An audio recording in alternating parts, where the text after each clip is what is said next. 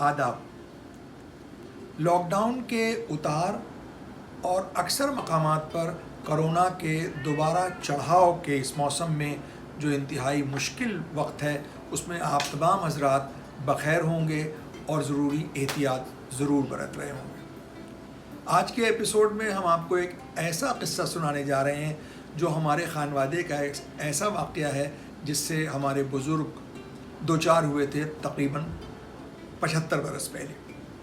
بات آزادی کے پہلے کی ہے اور جنرل الیکشنز ہو رہے تھے، اور یہ الیکشن جو مینلی تھا یعنی خاص طور پر تھا وہ مسلم لیگ اور کانگریس کے درمیان تھا۔ مسلم لیگ کے امیدوار لکھنؤ وسطی حلقے سے چودھری خلیق الزماں تھے جو مسلم لیگ کے بڑے لیڈر تھے، اور کانگریس کے امیدوار تھے سید علی ظہیر سرب وزیر حسن صاحب کے صاحبزادے، جو کانگریس کے بہت ہی نمایاں اور بہت ہی بڑے لیڈر تھے۔ ہمارا گھرانہ تو 4 پشتوں کا کانگریسی، تو سب کو ووٹ دینا اور وہ بھی علی ظہیر صاحب کو لازمی تھا، لہذا سب بہت تیار تھے کہ بڑا کاٹے کا الیکشن ہے، ووٹ دینے جانا ہے۔ ایک ووٹ گھر سے جو تھا وہ نکلنے کو تیار نہیں تھا، اور وہ ووٹ تھا ہمارے والد کی چچی یعنی ہماری پردادی ہوتی تھی جن کو ہم لوگ ددا کہتے تھے، ان کا ووٹ۔ انہوں نے کہا حاشا للہ حاشا رحمان، ہم جائیں گے نہیں، یہ انگریزوں کے اس کام میں، وہ باہر کے سرکاری کام کو نکلنے وغیرہ کو انگریزوں کا کام کہتی تھی، گوروں کا کام، اور انگریزوں سے ان کو بہت چڑ تھی، وہ بھی بتائیں گے کہ کیوں تھی۔ انہوں نے کہا ہم تو نہیں جائیں گے۔ خیر ان کو بہت کنونس کرنے کی کوشش کی گئی، آخر میں ان کی بیٹی نے ان کو کنونس کیا کہ ہم آپ کو ڈولی میں لے کے چلیں گے اور آپ کے ساتھ بیٹھیں گے اور اپنے سامنے آپ کا ووٹ ہم ڈلوائیں گے۔ اب ووٹ ڈالنے کا سسٹم اس زمانے میں کیا ہوتا تھا، بیلٹ پیپرز پہ مہر لگا کے ایک ہی بکسے میں نہیں ڈالا جاتا تھا، ہر پارٹی کے الگ الگ باکسز ہوتے تھے۔ ہرا بکسا مسلم لیگ کا ہوتا تھا اور نیلا بکسا کانگریس کا۔ ان کو رات بھر یہ بات سمجھائی گئی کہ آپ کو جو بیلٹ پیپر ملے گا اس کو آپ نیلے بکسے میں علی ظہیر صاحب کے لیے کانگریس کے لیے ووٹ ڈال دی گی۔ انہوں نے کہا بہتر۔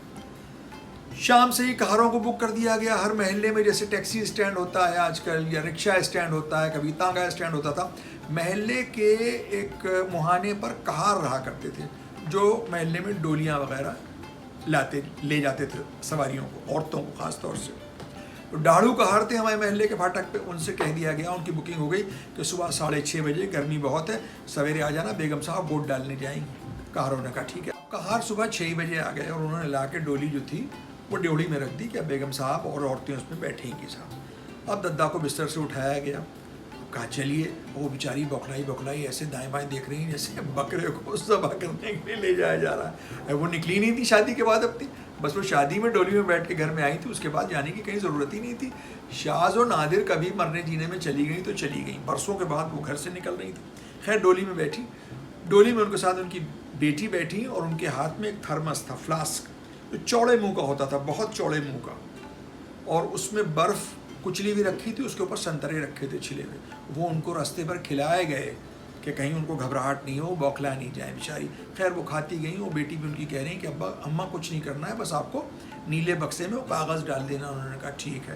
اب ان کے جو بیٹے تھے وہ بھی کہاروں کے ساتھ، اب کہار ذرا تیز چل رہے ہیں، ٹھمک ٹھمک، تو وہ بھی ان کے ساتھ ہلکے ہلکے جاب کر رہے ہیں، 2 پلی ٹوپی لگائے ہوئے، بڑے خوبصورت آدمی تھے وہ، اور وہ بار بار پردے کے پاس آ کے کہتے ہیں اماں بس وہ بکسے میں ڈال دیجیے گا، نیلے والے میں، علی ظہیر صاحب کے بکسے میں۔ انہوں نے کہا ٹھیک ہے ٹھیک ہے۔ خیر وہ لیڈیز کا جو پولنگ بوتھ تھا وہاں پہ جا کے ڈولی رکی، اور بھی ڈولیاں آ رہی تھیں اور تمام عورتیں آ رہی تھیں۔ خیر اس میں سے وہ نکلی، ان کی بیٹی نے تو اپنا ووٹ ڈال دیا، اماں گئیں تو وہاں سے وہ ٹھنکتی بھی نکلی، ہائے ہائے ہائے ہائے، یہ کیا ہو گیا ان کو؟ یہ تو وہ سمجھیں کہ کچھ ان کی طبیعت خراب ہو گئی ہے، بوکھلا گئی ہیں، تو ان کو اختلاج ہو رہا ہے۔ چلیے بس کاروں کو فوراً بلایا، اتنی دیر میں ان کی طبیعت اور بگڑ گئی۔ اب ان کی بہن کی ڈولی میں سے آواز آئی، وہ بھائی صاحب کو بھائی صاحب کہتی تھی، اے بھائی صاحب جلدی چلیے، دیکھیے خدا نخواستہ اماں کی آنکھیں پلٹی جا رہی ہیں۔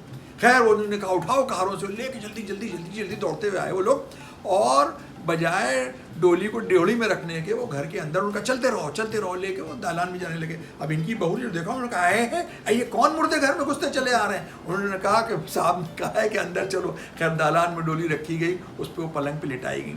اب لٹائی گئی، ان کو اختلاج ہائے ہائے ہائے ہائے کر رہی ہیں وہ۔ خیر ان کو سراہی سے پانی پلایا گیا، بڑا سا ان کا پیالہ تھا چمچماتا ہوا تانبے کا، اس میں، اور کورومین ایک دوا ہوتی تھی اس زمانے میں دل کو ٹھہرانے کے لیے، پیلپٹیشن کے لیے، وہ 3 قطرے اس میں ڈالے گئے، ان کو پلایا، پھر بھی ان کا دل سنبھلتا ہی نہیں، اور وہ کہہ رہی ہیں کہ اس کو نکالو اس کو نکالو۔ اور وہ کہہ رہی ہیں ان کی بیٹی کہہ رہی ہیں کہ اماں کوئی گورا ہمارے پیچھے گھوڑے پہ بیٹھ کے نہیں آیا ہے, کوئی انگریز نہیں آیا ہے, کوئی نہیں ہے, کس کو نکالو. کہہ رہی ہیں اس کو نکالو. اب جو اشارہ دیکھا تو کمر کی طرف اشارہ کر رہی تھی. ہے اب جو دیکھا تو معلوم ہو بیلٹ پیپر اپنے یہاں کمر میں گھڑیس لیا تھا بجائے بکسے میں ڈالنے کے. اب وہ انگریز کا کاغذ, سرکاری کاغذ, اس کو نکالو. جلدی سے وہ نکالا گیا اور کہا کہ اس کو جلاؤ ہمارے سامنے, یہ گوروں کا کاغذ ہے. اور بورچی خانے میں چولہے میں جلایا گیا, کرچھے میں لا کے راکھ ان کو دکھائی گئی اور کہا اس کو ہمارے سامنے نالی میں پھینکو. انگریزوں سے اس قدر ان کو نفرت و چڑ تھی. اب جو ان کے بیٹے کو یہ معلوم ہوا کہ یہ بیلٹ پیپر بجائے بکسے میں ڈالنے کے یہ کمر میں گھڑوس کے چلی آئیں, انہوں نے سر پکڑ لیا. ان کا اماں آپ نے مار ڈالا, ساری محنت بیکار ہو گئی اور علی ظہیر صاحب کا ایک ووٹ الگ کم ہو گیا.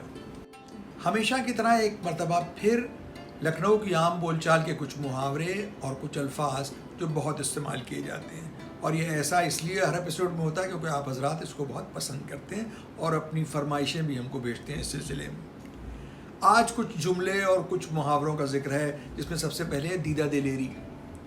دیدہ دلیری کہتے ہیں بہت بولڈ ہونے کو, یعنی کوئی جائے اور کوئی بہت بڑا رستم ہند ہو, اس سے جا کے وہ اکڑ کے بات کرے تو کہتے ہیں اس کی دیدہ دلیری تو دیکھو ان کے منہ لگ رہا ہے. اسی طرح سے ایک اور ہوتا ہے چہرے پہ ٹھیکرے ٹوٹنا.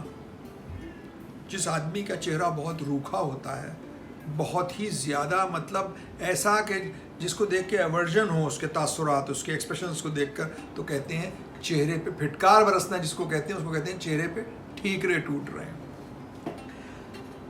اب ایک اور ہم لوگ بہت استعمال کرتے ہیں لفظ عارضہ. کہتے ہیں کسی چیز کا شدت سے ہونا, ایکسیسولی کسی چیز کا استعمال کرنا. کہتے ہیں ان کو تو باتوں کا عارضہ ہے. عارضہ یعنی بہت زیادہ باتیں کرتے ہیں, ان کو فلاں چیز کا عارضہ ہے. اور یہ عارضہ فارملی کہتے ہیں, لیکن انفارملی ہیضہ بھی کہتے ہیں. ہیضہ بیماری نہیں, کہتے ہیں ارے ان کو تو باتوں کا ہیضہ ہے. اور اسی طرح کہتے ہیں کہ ان کو فلاں چیز کی موت ہے, مری جاتی ہے. اور معلوم اکبری گیٹ پہ سلمان خان آئے تھے, ان کی کوئی میٹنگ تھی الیکشن میں, مثال کے طور پہ کہہ رہے ہیں, اور انہوں نے کہا اتنی بھیڑ وہاں کے کھوے سے کھوا چھڑ رہا ہے اور ان کو ہیرو کو دیکھنا ہے, یہ مری جاتی تھی ان کو دیکھنے کے لیے وہاں گھسی جاتی ہے بھیڑ میں, اس طرح کہا جاتا ہے. یا کہتے ہیں کہ ان کو شادی کا بہت شوق ہے تو کہتے ہیں شادی کے لیے مرے جاتے. دو لفظ اور استعمال ہوتے ہیں, عرضہ اور عنقا, اور یہ دونوں ایک دوسرے کی ضد ہیں, یعنی اپوزٹ ہیں. عرضہ مانے بہت زیادہ فراوانی سے کسی چیز کا ہونا, یعنی بہت زیادہ کسی چیز کا زیادہ اویلیبل ہونا, کہ یہ چیز تو عرضہ ہو گئی ہے بالکل. اور عنقا یعنی بہت ریئر ہونا. کہتے ہیں کسی نے کہا کہ فلاں چیز کھانی ہے یا فلاں چیز دیکھنی ہے, انہوں نے کہا کون سی عنقا چیز ہے, ہر جگہ ملتی ہے. تو عنقا اور عرضہ بھی ہم لوگ استعمال کرتے ہیں. اس کے بعد جان کو آنا. جان کو ہے نا یعنی پیچھے پڑ جانا. کہتے ہیں ارے صاحب وہ دکاندار تو جان کو آ گیا, وہ کہتا ہے لے ہی لیجیے, تو جان کو آنا کہتے ہیں. ایک اور لفظ استعمال ہوتا ہے زیغ کرنا. زیغ مانے ایکسٹریم ٹربل کرنا, کسی کو بہت زیادہ ستانا, اس کو کہتے ہیں زیغ کرنا. لکھنؤ کے کھانوں کے ذکر کے بغیر تو آپ حضرات کہتے ہیں کہ جو بیان ہے وہ تشنا رہ جاتا ہے. اس لیے آج ذکر ہے لکھنؤ کے خاص کھانے کا, جس کا نام ہے تلے آلو کا سالن. آلو کے ساتھ گوشت پکتے آپ نے پورے ہندوستان میں دیکھا ہوگا, اس کو آلو گوشت کہتے ہیں اور وہ عام کھانا ہے. لیکن لکھنؤ میں تلے آلو کا سالن ایک خاص کھانا ہے, لوازمات میں سے شادیوں میں کھلایا جاتا ہے اور یہ بہت اہتمام سے پکایا جاتا ہے. یعنی وہ بورچی, یوں تو ہر گھر کے اپنے بورچی لگے ہوتے ہیں, ان کو معلوم ہوتا ہے کہ کون سی تاریخیں ان کی یہاں ہوتی ہیں جب کوئی پروگرام فنکشن ہوتے ہیں. لیکن اگر نیا بورچی آتا ہے تو اس کا 3 چیزوں سے امتحان لیا جاتا ہے. ایک تو اس سے چپاتی یعنی رومالی روٹی پکوا کے دیکھی جاتی ہے, دوسرے زردہ کہ چاول بیٹھا نہ دے, اور تیسری چیز تلے آلو کا سالن پکوا کے دیکھتی ہیں. اتنی اہم چیز ہے تلے آلو کا سالن لکھنؤ کی پوری لوازمات میں جو اودھی کزین ہے. اب ہوتا کیا ہے, آلو بالکل مناسبت کے ہوتے ہیں, یعنی نہ بہت بڑے نہ بہت چھوٹے. ان کو بہت سلوتر طریقے سے چھیل کے کاٹا جاتا ہے. پھر ان کو ایک خاص قسم کا پتلی چھری ہوتی ہے جس سے اس کو گودا جاتا ہے. اب تو کانٹے سے بھی گود لیتے ہیں. پھر اس کو دھیمی آنچ پہ تلتے ہیں اور وہ بالکل سرخ ہونے چاہیے, کالے نہیں ہونے چاہیے. اور پھر اس کو گوشت کے ساتھ جو سالن ہوتا ہے اس میں ڈال کے پکایا جاتا ہے. تلے آلو کے سالن کی خوبی یہ ہے کہ صاحب جب آپ اس کو پلیٹ میں رکھ کے روٹی کے ساتھ جب اس کو دباتے ہیں یا اس کو آپ توڑتے ہیں تو اس میں سے کچھ جو گھی نکلتا ہے, واہ واہ واہ واہ. اب اس ذکر کو میرے خیال سے آلو کے سالن کو یہیں پہ ختم کریں, ورنہ ہم بھی تاب نہ لا پائیں گے. تلے آلو کا سالن یوں تو ممکن ہے بہت پہلے سے پکتا ہو لکھنؤ میں، لیکن نواب واجد علی شاہ بہادر کے عہد میں اس کو بہت فروغ ملا، اور لوگ کہتے ہیں کہ ان کو آلو بہت پسند بھی تھا۔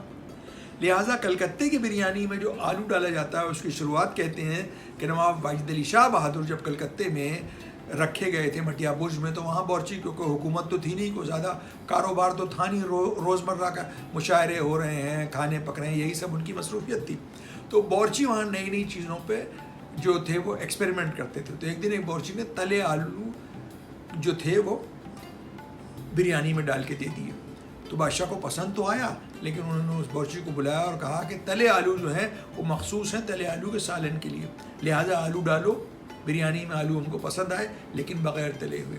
جب سے کہتے ہیں کہ کلکتے کی بریانی میں آلو جو تھے اس کا چلن رائج ہو گیا۔ تلے آلو کا سالن چپاتی یعنی جس کو عام زبان میں رومالی روٹی کہتے ہیں اس سے کھایا جاتا ہے، ورنہ اس کا جو خاص جوڑ ہے وہ ہے خمیری گداس خمیری روٹی کے ساتھ۔ اجازت لینے سے پہلے ایک بار پھر وہی گزارش کہ آپ حضرات نے اس چینل کو سبسکرائب تو کیا ہے، اور اپنے دوستوں سے بھی اس کو ضرور سبسکرائب کرائیں اور ہمارے ویڈیوز کو شیئر بھی کریں، اور اپنے کمنٹس لکھنا نہ بھولیں۔ آج کا جو ایک گھریلو قصہ ہم نے آپ کو سنایا وہ آپ کو کیسا لگا؟ اگر وہ پسند آیا ہو تو آپ اپنے کمنٹس میں ہمیں ضرور لکھ بھیجیں، تاکہ آگے بھی ہم آپ سے ایسے ہی گھریلو قصے اور جو انٹرسٹنگ واقعات ہیں جس سے ہم لوگ خود اپنے گھرانوں میں دو چار ہوئے ہیں وہ آپ کے ساتھ ہم ساجھا کر سکیں۔ تارے ہیں آسمان کے یا دل کے داغ ہیں، تارے ہیں آسمان کے یا دل کے داغ ہیں، بجھتے نہیں ہوا سے یہ کیسے چراغ ہیں۔ جناب یہ کوئی شعر نہیں ہے، یہ ایک پہیلی ہے۔ اس پہیلی کا جواب آپ اپنے کمنٹس میں ہم کو ضرور لکھ بھیجیے گا، ہمیں انتظار رہے گا آپ لوگوں کے جواب کا۔ آداب۔